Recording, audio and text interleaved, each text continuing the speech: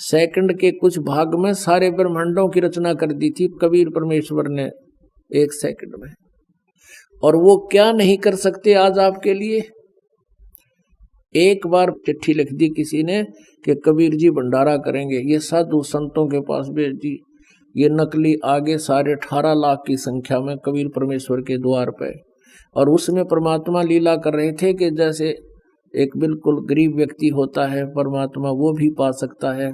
सुबह का आटा था या नहीं था, इस तरह अपना कपड़ा बुनते थे, ऐसे निर्वाह कर रहे थे। हमें ये दिखाना चाहा कि तुम हमारी तरह करके देखो विश्वास भगवान पर, और ये साधना करके देखो उस परम पिता परमात्मा की।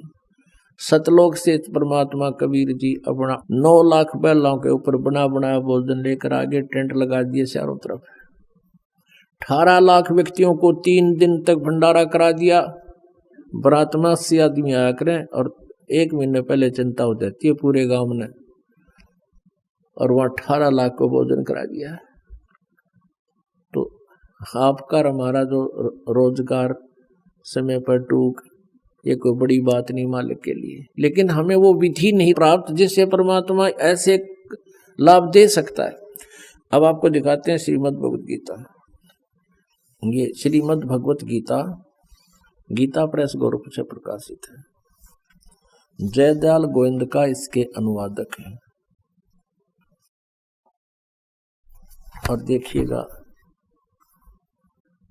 अध्याय नंबर 16 का और श्लोक नंबर 23। अध्याय नंबर 16 श्लोक नंबर 23। जो पुरुष जो व्यक्ति शास्त्र विधि को त्याग कर अपनी इच्छा से मनमाना आचरण करता है वह न सिद्धि को प्राप्त होता है, न परम गति को, और न सुख को ही। 24 में क्लियर कर दिया। अध्याय नंबर 16 का श्लोक 23। इससे तेरे लिए कर्तव्य और अकर्तव्य की व्यवस्था में शास्त्र ही प्रमाण है। ऐसे जानकर तू शास्त्र विधि से नियत कर्म ही करने योग्य है। अब परमात्मा ने कहा कि आप श्री सतगुण विष्णु जी और तमगुण शिव जी की पूजा करते हो। गीता जी में इन तीनों गुणों की रजगुण ब्रह्मा, सतगुण विष्णु, तमगुण शिव जी की पूजा करने वालों को मूर्ख कहा है।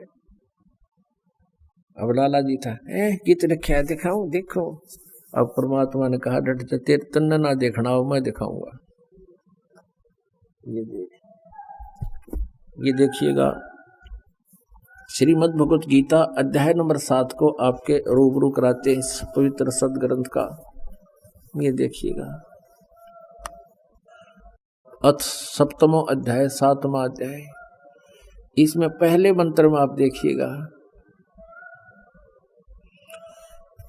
हे पार्थ, अनन्य प्रेम से मुझ में आसक्त चित्त तथा अनन्य भाव से मेरे प्राण होकर योग में लगा हुआ तू जिस प्रकार से संपूर्ण विभूति एवं बल समग्र यानी पूर्ण रूप से मुझको संशय रहित जानेगा उसको सुने। जो कहता ही बताऊंगा, ऐसा ज्ञान दे दूंगा तेने, फिर और ज्ञान की आवश्यकता नहीं। 7वें का दूसरे में, मैं तेरे लिए इस विज्ञान सहित तत्व ज्ञान को संपूर्णतः कहूंगा, जिसको ये तत्व ज्ञान नहीं ज्ञान को, इस ज्ञान को संपूर्णतः कहूंगा, जिसको जानकर संसार में फिर कुछ भी जानने योग्य शेष नहीं रह जाता। अब पुणात्मा देखिएगा अध्याय नंबर 7 का और श्लोक नंबर 12।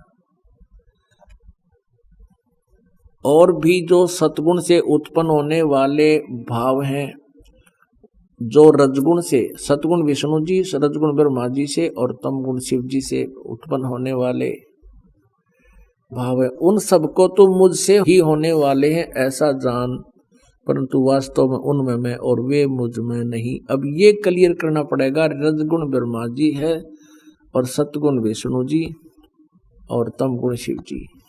ये देखिएगा शिव पुराण गीता प्रेस गोरखपुर से प्रकाशित है। ये देखिएगा शिव पुराण गीता प्रेस गोरखपुर से प्रकाशित है। संपादक हनुमान प्रसाद पोदार, चमनलाल गोस्वामी। गीता प्रेस गोरखपुर से मुद्रित है और प्रकाशित है। इसके अध्याय नंबर 9 के अंदर 110 पृष्ठ पर आपको दिखाते हैं। रुद्र संहिता शिव शिवपुराण पृष्ठ 110 पे 9वें अध्याय के लास्ट में सारा वर्णन करके यहाँ क्लियर कर दिया कि इस प्रकार ब्रह्मा, विष्णु और रुद्र इन 3 देवताओं में गुण है, परंतु शिव गुणातीत माने गए हैं। रजगुण ब्रह्मा है, सतगुण विष्णु, तमगुण शिव जी, ये तीनों देवताओं में गुण है और ये काल गीता ज्ञानदाता इनसे न्यारा है। अब देखिएगा, अब आप जी ने ये श्री शिव पुराण में देखा, थोड़े थोड़े हिंट दे रहा है ये दास, जो आपको बहुत आसानी से समझ में आ जाएंगे। अब देखिएगा श्रीमद् देवी भागवत, जिसमें संस्कृत भी साथ है। श्रीमद् देवी भागवत हिंदी टीका सहित भाग 1, और ये कहाँ से प्रकाशित है? अथ श्रीमद् देवी भागवत सभाष्टिकम सहमातम, खेमरा श्री कृष्ण दास प्रकाशन, बम्बई 4। इसके तीसरे सकंद पर हम आते हैं। अथ श्रीमद् देवी भागवते भाषा टीका युक्ते, तृतीय सकंद है प्रारंभते। तीसरा सकंद में हम आपको दिखाते हैं प्रश्न नंबर 11 पर। ये देखिए प्रश्न नंबर 11 पर, और भाषा टीका युक्त तृतीय सकंद 5वां अध्याय, इसका 8वां मंत्र। अब भगवान शंकर कह रहे हैं, माता यदि हमारे ऊपर, दुर्गा को कह रहा अपनी माता को शंकर भगवान, हे माता यदि हमारे ऊपर सदा आप दया युक्त हो तो हमको तमोगुण में किस प्रकार प्रदान किया है? ब्रह्मा रजोगुण और हरि सतगुण युक्त क्यों किए हैं? अब ये तो पढ़ी आपने हिंदी, अब संस्कृत और पढ़ लेंगे क्योंकि देवनागरी लिपि है। यही 7वां श्लोक समाप्त हुआ, 8वां प्रारंभ था। यदि दया धर्मनान सदाम्बिके कथम अहम विहित है। मैं यदि दया धर्मना, यदि आप हमारे ऊपर दया युक्त हैं, शंकर जी कह रहे हैं, तो कथम अहम विहित है, मैं क्यों बना दिया तमोगुण है। और कमल से उत्पन्न होने वाले ब्रह्मा जी को आपने रजोगुण क्यों बना दिया? कमल जय रजोगुण संभव सुविता है क्यों? और क्यों सतोगुण हरि और विष्णु को आपने सतोगुण को बना दिया? इति सिद्धम रजगुण ब्रह्मा, सतगुण विष्णु, तमगुण शिव जी। एक और प्रमाण दिखाते हैं मार्कंडेय पुराण में। मार्कंडेय पुराण गीता प्रेस गोरखपुर से प्रकाशित है।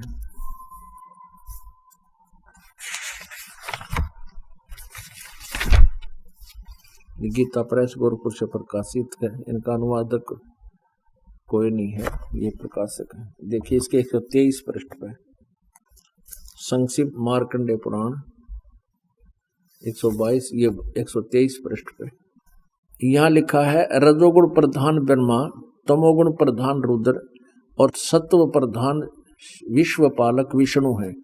ये ही 3 देवता हैं और यही 3 गुण हैं। कति क्लियर कर दिया, यही 3 देवता हैं और यही 3 गुण हैं। पुण्यात्माओं, अब आसानी से समझ आ जाएगी कि ये पवित्र सदग्रंथ यानी श्रीमद् भगवत गीता। अब फिर देखिएगा श्रीमद् भगवत गीता अध्याय नंबर 7 और श्लोक नंबर फिर देखिएगा 12। अध्याय नंबर 7 का श्लोक नंबर 12 अब आपको पढ़ के सुनाते हैं। और भी जो सतगुण से उत्पन्न होने वाले भाव, सतगुण माने विष्णु जी से सतीथि, और भाव है जो रजगुण ब्रह्मा जी से और तमगुण शिव जी से। क्लियर हो गया कि रजगुण ब्रह्मा जी हैं, सतगुण विष्णु जी हैं और तमगुण शिव जी। इनसे जो कुछ भी हो रहा है, सृष्टि, सतीथि और संहार, उन सब को मुझसे ही होने वाले हैं ऐसा जान। क्योंकि ये काल को 1 लाख मानव शरीरधारी प्राणी खाने का श्राप लगा हुआ है। इसका निमित्त यही है और ये कहता है परंतु वास्तव में उनमें मैं और वे मुझ में नहीं हैं। ये ब्रह्मा विष्णु महेश से न्यारा है, अलग है, चौथा इनका पिता है। अब 13 में स्पष्ट कर दिया। गुणों के कार्य रूप सात्विक, राजस और तामस, इन तीनों प्रकार के भावों से यह सारा संसार प्राणी समुदाय मोहित हो रहा है। इन तीनों गुणों से परे रजगुण ब्रह्मा, सतगुण विष्णु, तमगुण शिव जी से परे मुझ अविनाशी को नहीं जानता। हाय सीधा स्पष्ट हो गया कि ब्रह्मा विष्णु महेश से अलग है ये काल ब्रह्म। अब 14वें में कहा 7वें अध्याय के में गीता जी में, क्योंकि यह अलौकिक अर्थात अति अद्भुत त्रिगुणमयी मेरी माया, रजगुण ब्रह्मा, सतगुण विष्णु, तमगुण शिव जी के द्वारा फैलाया गया ये जाल, ये रचना बड़ी दुष्तर है, बड़ी खतरनाक है, खराब है, व्यर्थ है। जो पुरुष केवल मुझको निरंतर भजते हैं वे इस माया को उल्लंघन कर जाते हैं, यानी इन तो ऊपर उठ जाते हैं। ब्रह्मा विष्णु महेश से अधिक ब्रह्म की साधना से लाभ मिलता है। अब 15 में के कहा गीता ज्ञानदाता ने, माया के द्वारा कि इस रजगुण ब्रह्मा, सतगुण विष्णु, तमगुण शिव जी के द्वारा जिनका ज्ञान हरा जा चुका है, इस त्रिगुणमयी माया के द्वारा जिनका ज्ञान हरा जा चुका है, यानी ब्रह्मा विष्णु महेश से आगे भक्ति करने को तैयार नहीं, इन्हीं से मिलने वाले अक्षणिक सुख पर ये आश्रित हो चुके हैं, वो असुर स्वभाव को धारण किए हुए ब्रह्मा विष्णु महेश के पुजारियों को क्या कहा गीता जी में, आसुर यानी राक्षस स्वभाव को धारण किए हुए मनुष्यों में नीच, दूषित कर्म करने वाले मूढ़ लोग यानी मूर्ख लोग मुझको नहीं भजते। अपने आत्माओं, जिसको परमात्मा चाहिए, अब ज्ञान इतना स्पष्ट हो चुका है कि अब वो चूक नहीं सकता। अब धर्मदास जी बहुत ध्यान से सुन रहे हैं और प्रत्यक्ष प्रमाण देख भी रहे हैं। अब धर्मदास जी को परमात्मा ने क्लियर कर दिया कि अब सुन ले, इनकी सुनाता हूं तेरे को कैसे रजगुण ब्रह्मा है, इन तीनों गुणों के उपासकों को कैसे राक्षस और राक्षस स्वभाव को धारण किए हुए मनुष्यों में नीच दूषित कर्म करने वाले मूर्ख कहा है। अपने आत्मा प्रत्यक्ष प्रमाण है। हमारे इतिहास और पुराने पिछली जो कहानियां हैं, कथाएं हैं, वो प्रत्यक्ष प्रमाण करती हैं। एक भस्मागिरी नाम के भगवान शिवजी तमगुण के उपासक थे और उन्होंने भगवान शिवजी के द्वार के सामने, गेट के सामने सिर आसन पर 12 वर्ष तक तप किया। पार्वती जी ने प्रार्थना की कि भगवान आप समर्थ भगवान हो, आपका ये दास क्या मांगता है, इसको दे दो, ये बहुत दिनों से आपके द्वार पर आपकी साधना कर रहा है। भगवान शिव ने कहा कि मांग भी भस्मागिरी, क्या मांगता है। भस्मागिरी ने कहा कि प्रभु ऐसे नहीं मांगूंगा, आप वचनबद्ध हो जाइए। भगवान शंकर जी ने सोचा तपस्वी है, साधक है, मेरे पास 8 सिद्धियां हैं, कोई सिद्धि दे दूंगा प्रसन्न हो जाएगा। सिद्धि मांगता होगा तो भगवान शिव जी ने कहा भाई मैं वचनबद्ध हो गया। वचनबद्ध होने का नाम सुनते ही खड़ा हो गया छोड़कर सिरासन।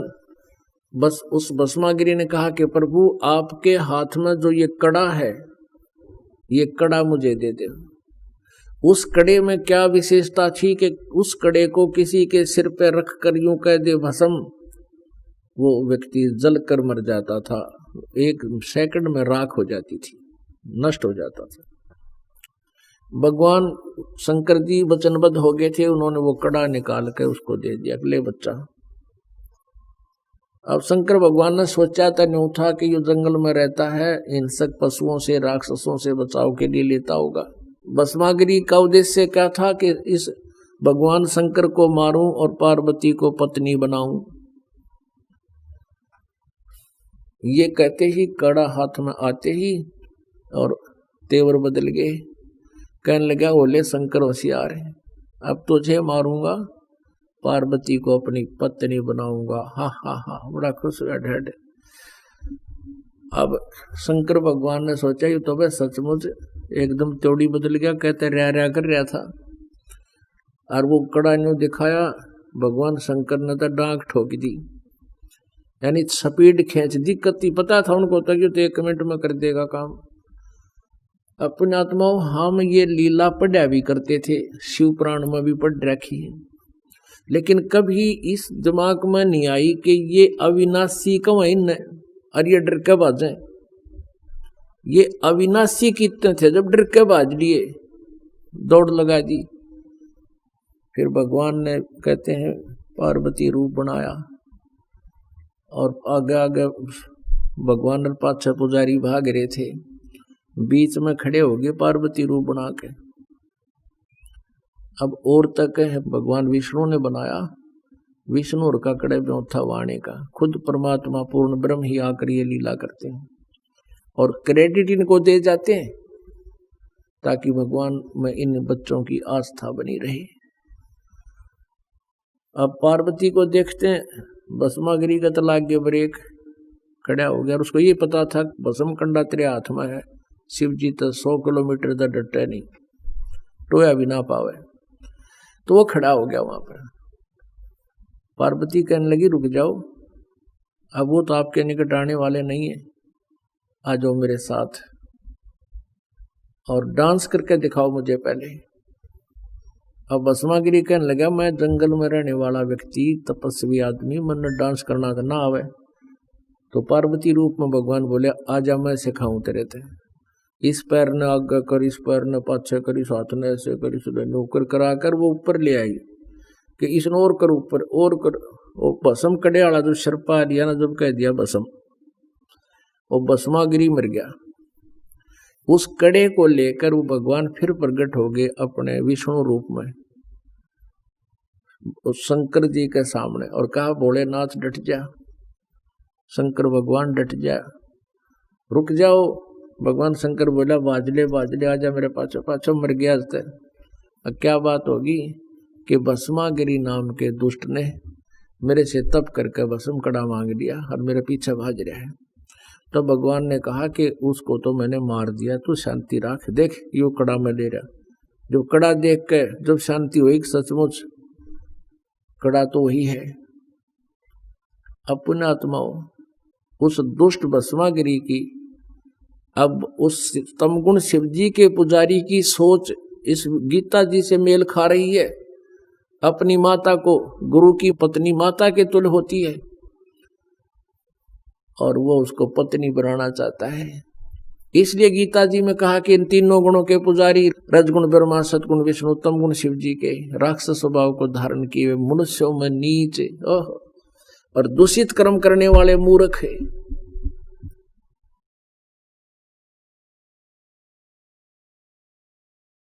की भक्ति करी थी और ऐसी भक्ति करी थी एक और अन्य पुजारी शिव जी के साथ जन्म नहीं कर सकते, यहां से तलवार मार कर और उनके चरणों में समर्पित कर दिया था। और उस साधना से क्या मिला, उसने जैसा किया था वैसा ही वर्क डन मिल गया। ना मोक्ष हुआ, दुर्गति से मृत्यु हुई, राक्षस कवाया और कुत्ते वाली मौत मेरा सारा कुंबा गानी करवा दी। अब ब्रह्मा जी की साधना की थी, रजगुण ब्रह्मा जी की हिरण्यकशिपु ने।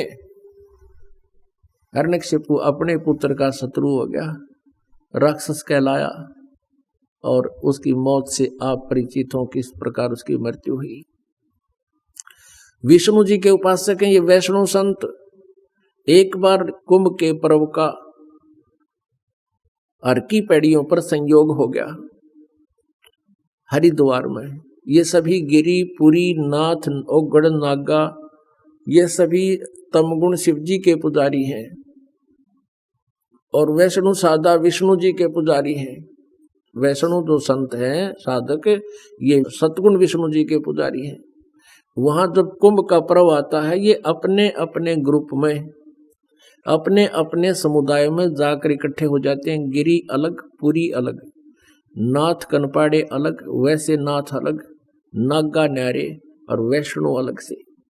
जब स्नान का समय, प्रभु का समय इनके द्वारा जो बना रखी है वो लोक वेद, उसके आधार से उस समय होता है, उससे पहले 10 मिनट 20 मिनट रास्ते अनुसार वो अपने प्रस्थान कर देते हैं। सबसे पहले नागा पहुंच गए, हर की पैड़ियों पर खड़े हो गए स्नान करने की तैयारी में। नागा होते हैं वो नग्न रहते हैं, बिल्कुल निवस्त्र रहते हैं और शरीर पर राख वगैरह लगा लेते हैं। वैष्णव साधु विष्णु जी के उपासक हैं। पीछे से वैष्णव ग्रुप चला गया। वैष्णव साधुओं ने कहा उन नागाओं से कि नागाओं, हम पहले स्नान करेंगे, तुम मत स्नान करना, हम सर्वश्रेष्ठ हैं, हम सतगुण विष्णु जी के उपासक हैं। अब नागाओं ने कहा कि नहीं, हम सर्वश्रेष्ठ हैं, हम त्यागी और वैरागी हैं, निवस्त्र हैं, हम नी इच्छा हैं, हम वस्त्र भी धारण नहीं करते हैं, हमें कोई किसी से लेना देना नहीं है, हम सर्वश्रेष्ठ हैं, प्रथम हम स्नान करेंगे। अब वैष्णव साधु कहने लगे कि नहीं, हम श्रेष्ठ हैं, हम सर्वप्रथम स्नान करेंगे। तुम काहे के श्रेष्ठ हो? नागाओं से कहने लगे, तुम सरड फरड टट्टी के हाथ भी ना धोते, पशु की तरह नंगे फिरते हो, बाहर मरो, पहले हम नहावांगे, बाहर आओ। अब वो नहाना स्नान करना तो भूल गए। आपस में उसने उसका जुट पकड़ लिए बाल, और उसने उसके गुट्टम गुट्टा बुड़कम बुड़का तलवार निकाल लिया, सीधी काट करद मारने लगे तलवार से, तीर से, पता नहीं किस किस प्रकार वहां कत्लेआम मचा दिया। 25,000 ये त्रिगुण उपासक आपस में लड़का मर गए। उसके विषय में परमेश्वर ने कहा है कि तीर तुपक तलवार कटारी जमदड़ जोर बदावे हैं, हर पैड़ी हर हेत न जाना वाजा करद चलावे हैं, काटे शीस नहीं दल करुणा ये जग में साध कवावे हैं, जो जन उनके दर्शन को जावे उनको भी नरक पठावे हैं। कहते हैं हर पैड़ी हर हेत नहीं जाना और वहां जा करद चलावे हैं। 25,000 ये त्रिगुण उपासक कटका मर गया आपस में। कहते काटे शीस नहीं दल करुणा, एक दूसरे का गर्दन काट रही है, साधु को आवे, इनका दया भी को नहीं। तो वही गीता जी बता रही है कि त्रिगुणमयी माया के द्वारा, यानी रजगुण ब्रह्मा सदगुण विष्णु तम गुण शिव जी से मिलने वाले इस अस्थायी लाभ सिद्धि साधियों में ये अपना जीवन विनाश करने वाले राक्षस स्वभाव को धारण करने किए हुए मनुष्यों में नीच और दूषित कर्म करने वाले मूर्ख मेरी साधना भी ना करते। अब धर्मदास जी ये बात सुन रहा है और कति हृदय में गड़ रही है कि बात तो सारी सच्ची कहे महात्मा जी, लेकिन ये अभिमान, ये अभिमान और पुराना ये रंग हजारों वर्षों का हमारा चढ़ा हुआ। अब परमात्मा कहते हैं गुरुआ गाम बिगाड़े संतो गुरुआ गाम बिगाड़े, ऐसे कर्म जीव का लाज, ये ईब जड़े नहीं जाड़े।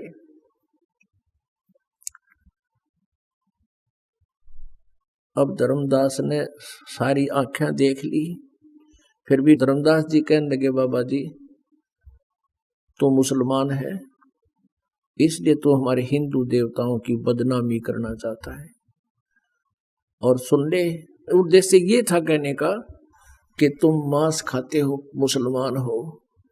और धर्मदास जी कहता हम जीव हिंसा नहीं करते, हम औरों की तरह जीव हिंसा नहीं करते। और आगे से मेरे से इस टॉपिक पर बात मत करिए बाबा जी, बस फाइनल कह दिया। यानी इतना दुख मान गया और सच्चाई सामने रखी है।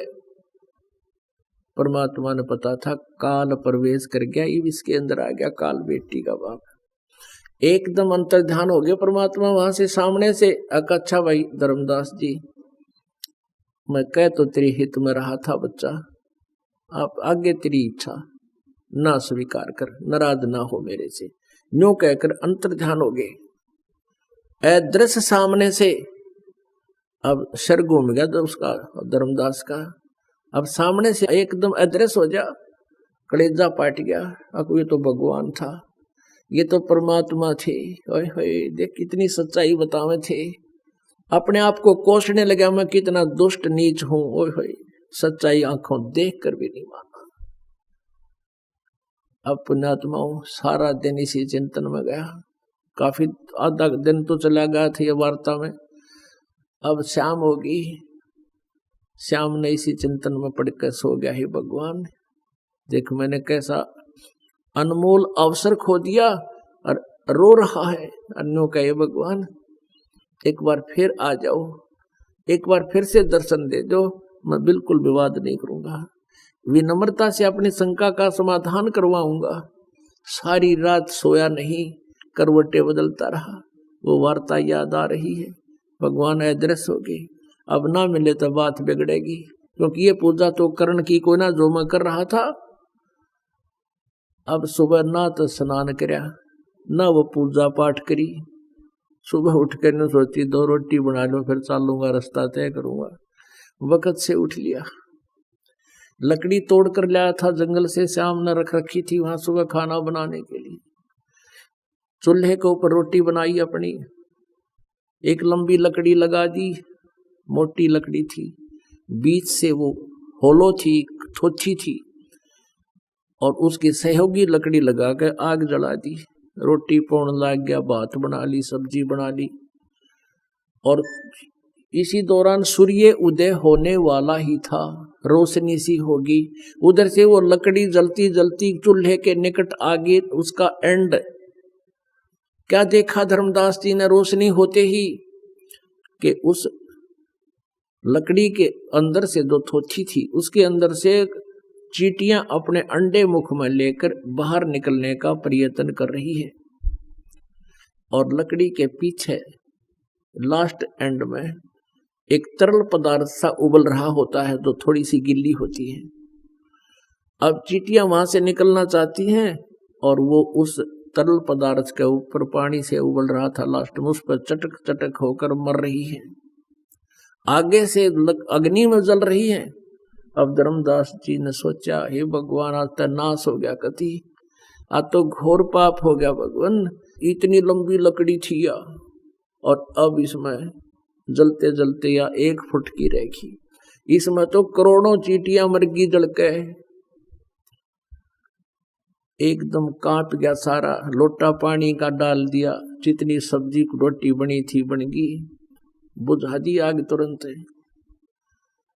अब रोन लग गया बैठ के कि भगवान इतना पाप है, आज तो ढेर ला लिया मैंने पाप का।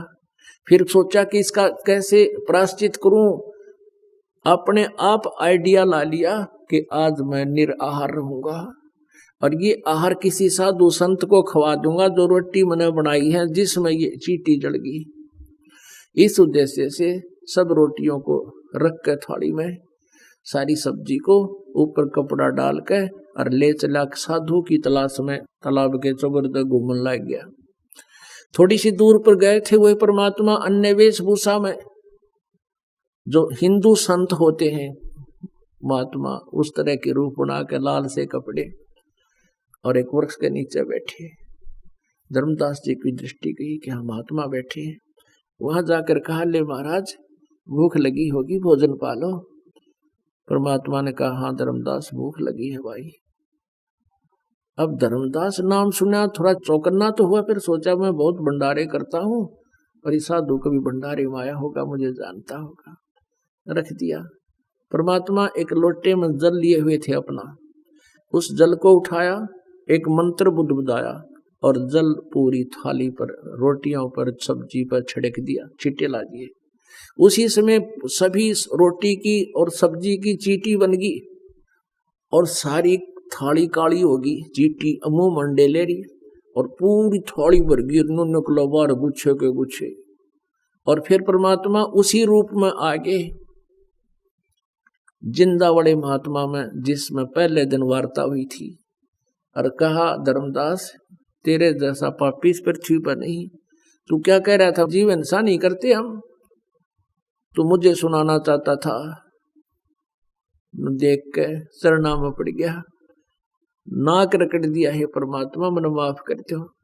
हे प्रभु मुझे सारी रात नींद नहीं आई, मैं पापी आत्मा दुष्ट हूँ, मैंने आंखों देखकर भी आपकी बात को नहीं माना परमात्मा, मैंने तो आपको एक सिंपल मैन समझा था।